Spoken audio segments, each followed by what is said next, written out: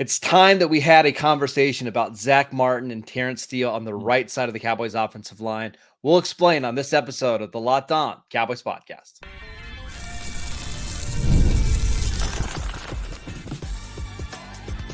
You are Locked On Cowboys, your daily Dallas Cowboys podcast. Part of the Locked On Podcast Network, your team every day. Welcome back to the Locked On Cowboys podcast, part of the Locked On Podcast Network, your team every day. We'd like to thank you for making us your first listen of the day. Today, this episode is brought to you by PrizePicks. Go to prizepicks.com/LockedOnNFL and use promo code LockedOnNFL, all lowercase, to win $50 instantly when you play $5. Welcome back. I am your host, Marcus Mosher. You can follow me on Twitter at Marcus_Mosher. Joining me today, as always, is Landon McCool. You can follow him on Twitter at McCoolBCB. On today's show, we're going to do some all-22 review, breaking down the Cowboys defense. One player that did actually play well in the game. We'll get to that in a second. We'll talk about some of the complementary weapons, and I'm quotation mark, weapons on offense. But let's start with the offensive line, Landon, because positives. I thought Tyler Guyton and Cooper Beebe played pretty well in this game. In fact, this was probably their best game that they've had in the NFL so far. But that's not really what I want to talk about today. I want to talk about Zack Martin and Terence Steele. What did you see from them on tape? Yeah, I mean, I think the thing that's really shocking to me was just the sort of ships passing in the night nature of how the offensive line is playing based on the left side versus the right side, right? Like it's Tyler Guyton. Though he struggled a little bit early, kind of just getting his feet underneath him and getting back into things. I thought he had a very decent game on the left side, one of his best games, as you mentioned, as a young rookie. Just the patience was there a lot more. His hands were still getting a little bit outside at times, but look, that's going to happen when you're facing an experienced pass rusher, whether it was Bosa or Floyd. But I think that, as far as the ability to keep within himself, not get over his waist too much, keeping his punch tight and timing it correctly, staying in front of his man. I thought he had a pretty decent night, was moving guys off the ball a little bit. I thought Cooper Beebe had a absolutely fantastic night. And frankly, it seemed like a lot of the plan for the Cowboys in pass protection was to try to find a way to get the defensive tackle passed off to Cooper Beebe so that Smith could swing out and help Guyton out a little bit more in pass protection. And actually ended up working both ways. I felt like they were relying on Cooper Beebe to be a solid in one-on-one pass protection at times. And he was up to the task. And I thought that he really, really played well. So positive notes for the young guys in this team. What did they give up pressures? Was there problems? Yeah, absolutely. This is still, has one of the best defensive players in all of football, if not the best defensive players in all of football that they played. But I think keeping all of that in context, that the left side really has started to show you a little bit something and just really started to play a lot better football. Yeah. On the other side of that, literally and figuratively, the right side has become a real problem. Terence Steele was being beat like a drum most of the night by Nick Bosa, which, I mean, again, is it shocking? It's Nick Bosa, but it still was disheartening at times, right? And it just felt like it was getting in Dak's head at a certain point that he knew that Bosa was coming. And then, I mean, I hate to say this, but Zack Martin, it's just time to have the conversation about Zack Martin. Is he going to be a good player this year?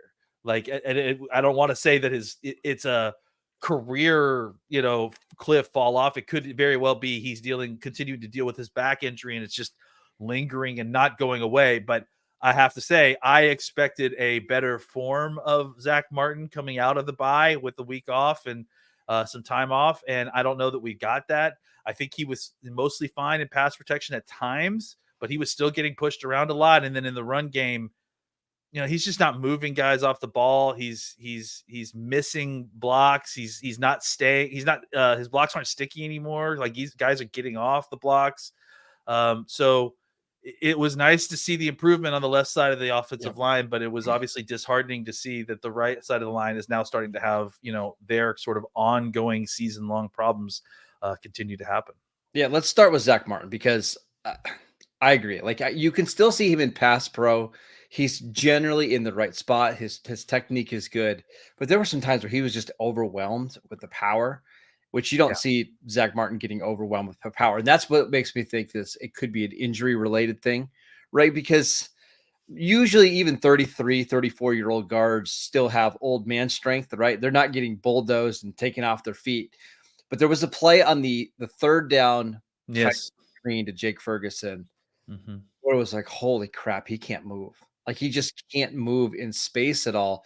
And that was the first time I'm like, this might be over. Now they're not going to replace him or anything like that. But like the idea of things are going to be awful once he leaves, or the Cowboys have to try to convince him to come back, kind of past all that. It's like it might be time to move on after. I mean, it's yeah, like I think it's awful now, right? Is the problem, and that's the issue. Is that it doesn't really matter. It's Zack Martin that's there, but the play is bad, so it doesn't really And make a that's difference if it's him. one of my favorite players of all time. The jersey right behind me is a Zack Martin autographed jersey, but like sometimes when it's over, right? And it feels like unless he starts to get healthier as the season goes on, and I don't know any offensive lineman that gets healthier the more they play. I got to imagine we're going to see I don't think every game is going to look like this, Landon, but I do think you're going to see spurts where it's rough, and it hasn't been this way really ever in Zack Martin's career. Well, I think what it is for me is that I've been holding out hope that some time off would help kind of even things out. Maybe he'd get a little bit healthier, start playing better. I just don't know that that's going to happen this season. That's the problem, right? You've been through the bye week. That was your week of kind of extra rest. Yeah, and now you've got to go play the rest of the season, and he's still a 33-year-old man. So yeah, Yeah. I think the hope of him, progressively getting better or feeling better and starting to play better, I think that's started to kind of the dim a little bit, Right. unfortunately, for the season. And let's talk about Terence Steele. So he's allowed 5 sacks this season. He's allowed 1 sack in 5 different games. The pressures has been pretty significant. He has played a murderer's row of edge rushers between Absolutely. Bosa, Hutchinson, TJ Watt, Brian Burns, Myles Garrett. Like it's pretty ridiculous. However, he's really well compensated for that role. Like you're paying him a lot of money to hopefully try to slow down those players. And now I just think we're getting to the point in a lot of these games, he's the one that's needing help. Guyton obviously needs help as well, but when you're paying a right tackle this much money and you feel like you have to help him on most snaps, what are we doing? Well, I mean, I think the big thing for me is that like he's always been kind of middling as a pass protector, and the Cowboys have found a way to work around that. And frankly, the pass protection overall hasn't been an enormous problem for this team. Like it's been a problem, maybe more than it has been in the past, but it certainly hasn't been like the thing that's derailing this team. Like in a lot of other ways, the other things are. I think the problem here is that you're getting bad pass protection from him overall, or below average pass protection from him overall. And you're not getting the plus run blocker that you used to have, right? Like that was the thing that really made it worth the while, is that him and Zack Martin were a murderer's row on that right side, right? It's They not used the to be case able. anymore. No, and now that used to be that was what you relied on. Like that was your bread and butter. I mean, think about 2 years ago. That's what they did, right? They ran behind. Well, not 2 years ago. It was 3 years ago. Whatever. I mean, that's what they did. They ran behind Zack Martin and Terence Steele. Like that. That was like the best play that they had. And now, Terence Steele is probably an average run blocker. I mean, maybe slightly better at times, but certainly not the guy that they signed. And Zack Martin has, kind of fallen all the way off as a run blocker. So suddenly what used to be your strength of your team has turned into a glaring weakness. And yeah, that's problematic for two guys who have been paid already quite handsomely for their services for them to be falling off and really playing a bad football. Well, and that's why you bring up someone like Dalvin Cook. So, I mean, he's tearing it up in practice. So he can make up for your bad offensive line play, Landon. It's ironic that it's funny to me that the people that are it's funny to see the people that were calling for Dalvin Cook still complaining about this offense not being good when they were prescribing Dalvin Cook as the fix for this offense. It's Whatever. like, I anyways, just, yeah, that wasn't, he didn't quite tear it up on the playing field as he did as the practice field. No, I've been going up against Dallas's run defense when there's no live tackling. I can't imagine that would bring positive results in practice. All right, let's talk about some issues on defense, but I do want to point out a player that I think has had a very good last couple of games, Chauncey Golston. Let's talk about him next. This episode is brought to you by FanDuel. Get ready to tackle the NFL action with FanDuel, America's #1 sportsbook, because right now, new customers can bet $5 and get $150 in bonus bets if you win. The FanDuel Sportsbook app gives you everything you need to place live bets in the NFL all in one place. So when you get a hunch in the middle of the game, you can check out the latest stats, view live play-by-play, and so much more on the same page where you place your bets. Maybe you're watching, I don't know, the Giants-Steelers game last night, and it's 9-9, and you know that Pittsburgh's going to pull away at the end. That's a perfect time to go make a live bet on FanDuel. Just visit FanDuel.com to join today. You're going to get started with $150 in bonus bets if you win your first $5 bet. We've got tons of football this week, all week long, basketball, baseball. The sports equinox is absolutely amazing. That's FanDuel.com. Never waste a hunch and make every moment more with FanDuel, the official sportsbook partner of the NFL. Welcome back to the Locked On Cowboys podcast. We are reviewing the All-22 film from the Cowboys' loss against the 49ers on Sunday Night Football. Lane, I want to talk about the run game a little bit because, again, they got crushed on the ground. However, I thought Chauncey Golston played pretty well in this game. Yeah, I mean, Chauncey Golston is a guy that has really stepped up in these last, 3 or 4 games, frankly, since you lose Lawrence, you lose Parsons. At that point, you're kind of looking at what you have left in that defensive end room, and there's not much there. And there's a reason that you start going out and signing guys like, the folks they have, like KJ Henry, and the folks that they signed off the streets, because it got pretty bare. I mean, you lose your starting 4 defensive ends. Not many teams can pull out another draft pick to play defensive end for you, right? No. But the Cowboys had a guy, right? They had a guy that was a swing interior guy that they liked to use, and they knew was a player. And they'd like to deploy him, but he had a very kind of defined role. He's one of these guys that is a hybrid inside-outside guy. They like to use him as a pass rusher inside, sometimes a little bit as a run defender outside, but he hadn't had a lot of success necessarily doing that. It was mostly as a defensive tackle in the pass rushing situations that you saw, him kind of making splash plays. And then obviously this opportunity opens up for him, and he's the starting defensive end and defensive end 1 on this team, to be straightforward. Yeah. So for him to get out there and to kind of play with the level of play that he has, and frankly, he's been the one guy that you feel like has held up at times on the outside. He's been able to maintain the edge, has made plays when you needed him to make plays.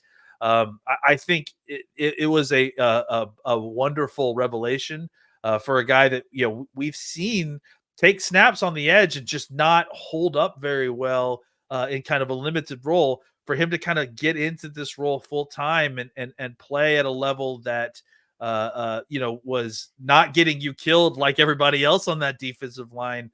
I think that was very, very encouraging. And frankly, it's what you should expect from a 3rd round pick. Yep. But it is really great to see Golston kind of over the last few games and frankly, over the last few years, steadily improve just a little bit and has really just become a very useful football player, a very, reliable, useful utility guy who now has come in and played as your best starter at defensive line for the last 3 or 4 games. So I'm going to read to you, Landon, the PFF grades of all the Cowboys edge rushers this season. Please don't, Marcus. Yeah, it's hilarious. Don't. So these are all out of 113 eligible guys for this conversation. Tyrus Wheat, 109. Carl Lawson, 101. DeMarcus Lawrence, 81. Chauncey Golston, 27. Now, if I would have told you before the year that Chauncey Golston was going to grade out as a top 30 edge rusher, I'm sure you would be thinking the Cowboys defense is awesome, right? You pair him with Tank, you pair him with Micah Parsons. It's been rough, but I do think this is an interesting development that if you can get Micah Parsons back in the next week or so, having Parsons and Golston, I think gives you, I mean, I would say better than quality edge play, right? You're getting a defensive player of the year candidate back. You can win games with that edge combo. And hopefully Martian Nealon comes back. I think he's eligible to come back in 3 weeks, I believe. We'll see about DeMarcus Lawrence. But I was going to ask you, Chauncey Golston is a free agent after this year. Yeah. Is he somebody that you would like to see the Cowboys bring back? What's his market, man? Like I was thinking about this exact same thing too, but I'm trying to think of a comparable market for him right now and what someone like him would make in an open market. So I yes, hypothetically, for all the reasons that I just mentioned, I think I would like to bring him back. He is a useful player. He is a scheme versatile player. He can play multiple different techniques very well, from the 7 to the, I 3. I've seen him play as a 1 at times, just like when they were doing special stuff.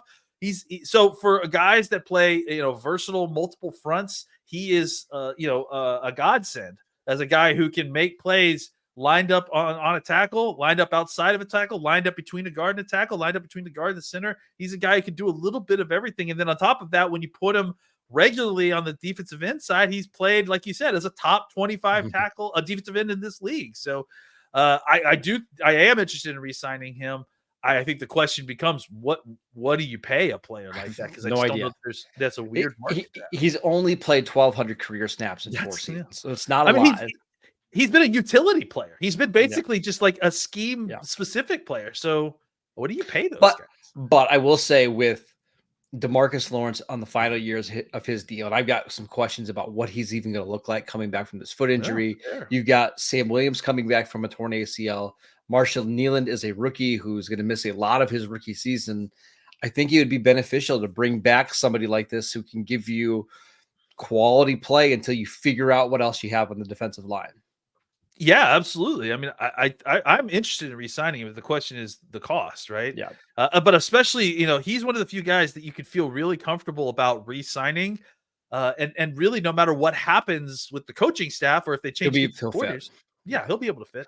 Now, I wanted to mention, it seemed like in this game, whenever Golston was not on the field, or whenever the 49ers ran away from Golston, they basically had any kind of success they wanted. Like the Cowboys have had major problems stopping the run. Even when Golston's on the field, it's not like he's an amazing run defender, but you noticed it in this game. Like, it felt like they were trying to run away from him. Oh, they were attacking the edges. I mean, and specifically even the edges that Golston was on. And when they were attacking the edges that Golston was on, they were attacking it with Trent Williams. It was when Golston was lined up opposite Trent Williams, right? And then, the defensive tackles were doing such a poor job of keeping the linebackers clean that they were running to they were doing these off tackles, these end arounds. They were trying to attack the outside. And then all they had to do was get one interior offensive lineman up to the second level to cut off the pursuit angles for the linebackers. And they were breaking those. That's what they did at those, was a back-to-back 15-plus yard runs, right? Like was they just cut off the linebackers' pursuit angle. They pushed Tyron Wheat, back 12 yards or whatever it was. And all Isaac Garendo needed was just a little crease because he's so fast. Boom, he's through it. He's in the second, third level. And now we're making tackles with our safeties on running backs. So, I mean, it felt like the Cowboys did yeoman's work to kind of keep that from happening before the second half.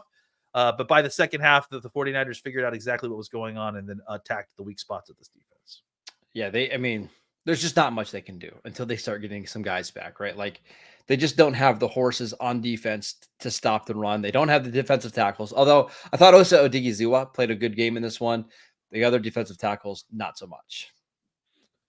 Yeah, I mean, it's just it's the combination of both, right? If you could find a guy that could contain the edge a little bit, then maybe that could head off some of the issues that you have in the defense interior, keeping your linebackers clean. But the fact that you have both of those problems, I mean, there's a reason that the Cowboys currently are pretty much the worst run defense in football. Yeah. It's the lack of depth currently at the defensive end and the lack of talent in the defensive interior.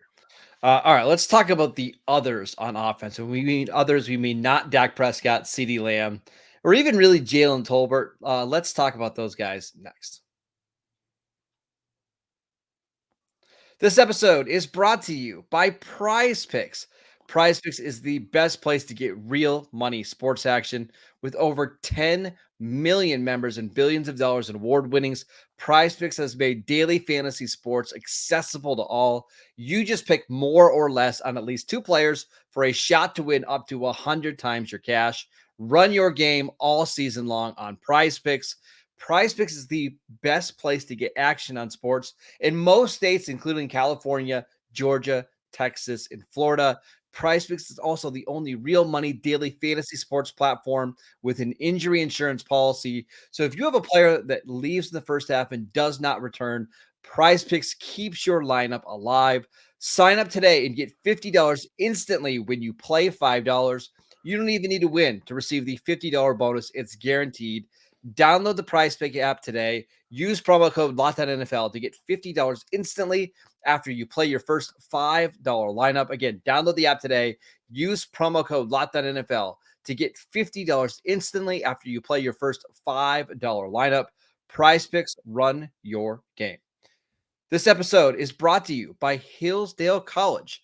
Our sponsor, Hillsdale College, is offering more than 40 free, that's right, free online courses, including Constitution 101, the meaning and history of the Constitution, Introduction to Free Market Economics, the Great American Story, A Land of Hope, the Rise and Fall of the Roman Republic, and a brand new documentary style courses on socialism, communism, and so much more.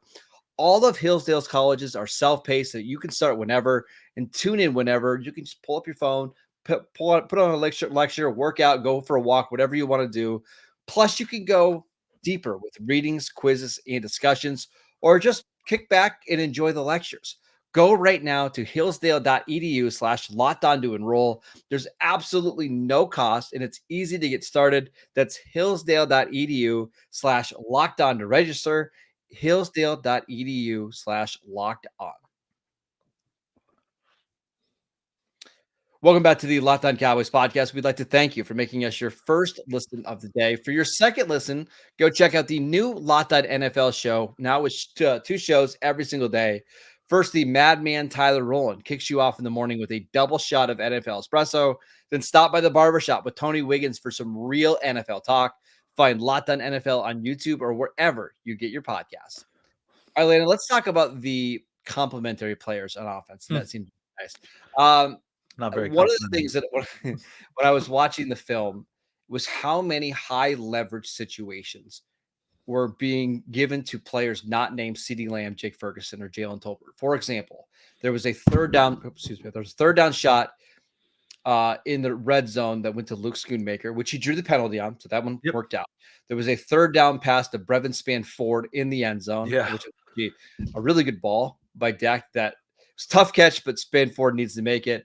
On the final drive of the game, you had the deep shot to Gavontae Turpin on second down.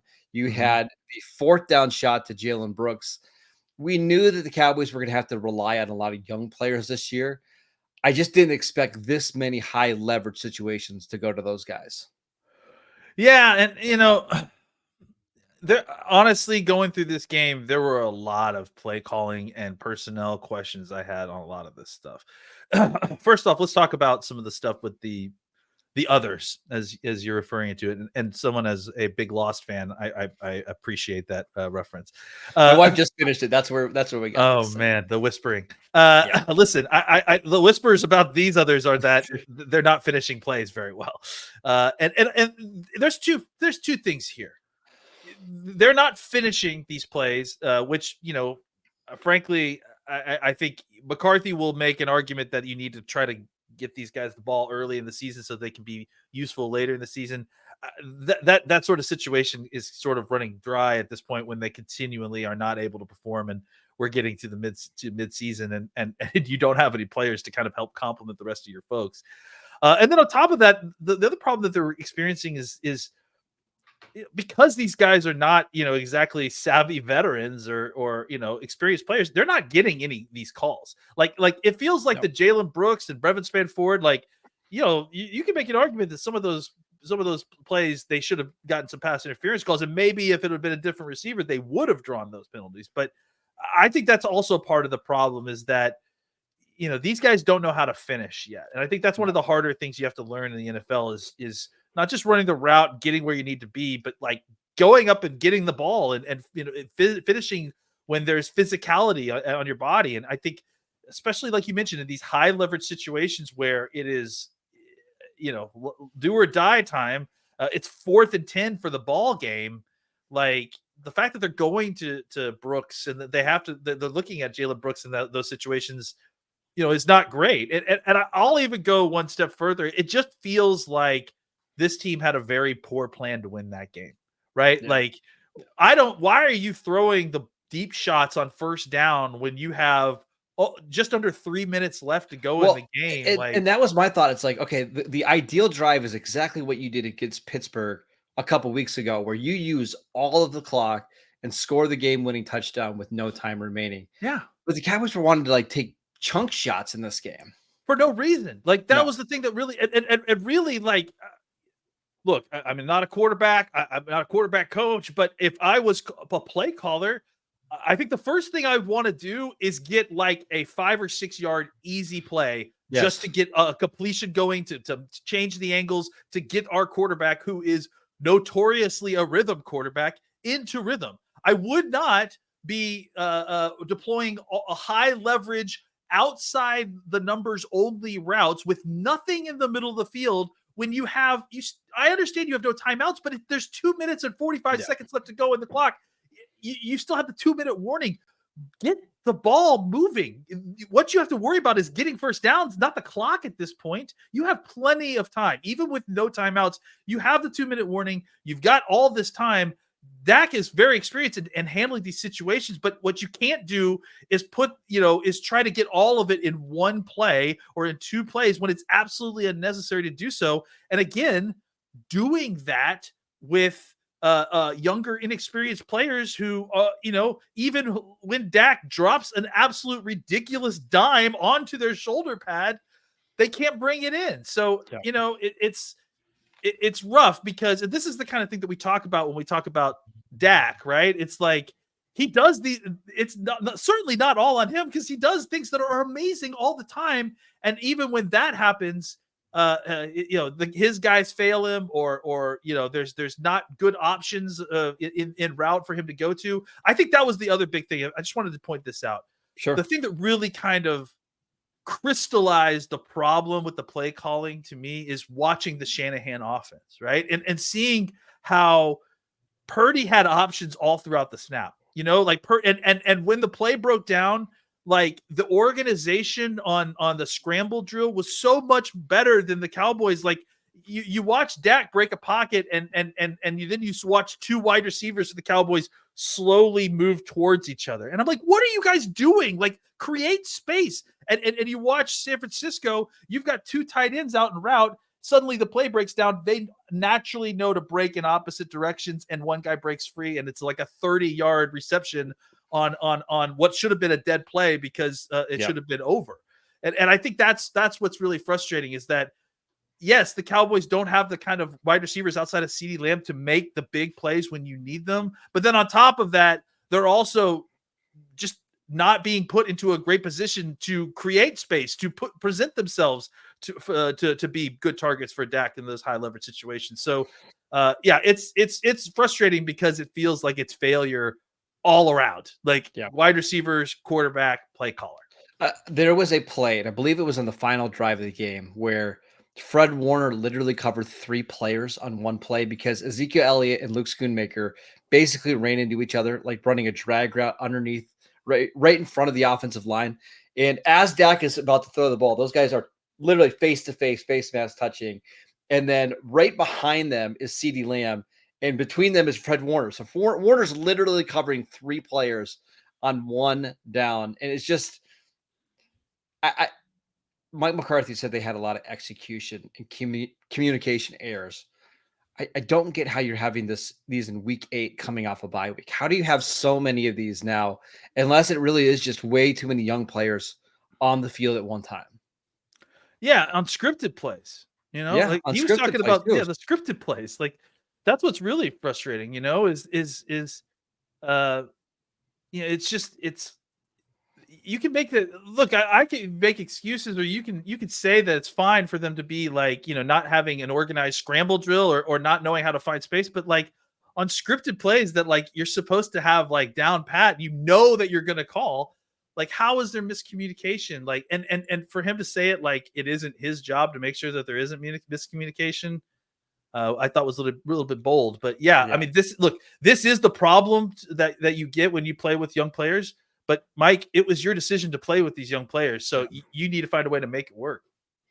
All right, that is it for today's show. We want to thank you for making Locked On Cowboys your first listen of the day. Make sure you go check out the new Locked On NFL show, 2 shows every single day.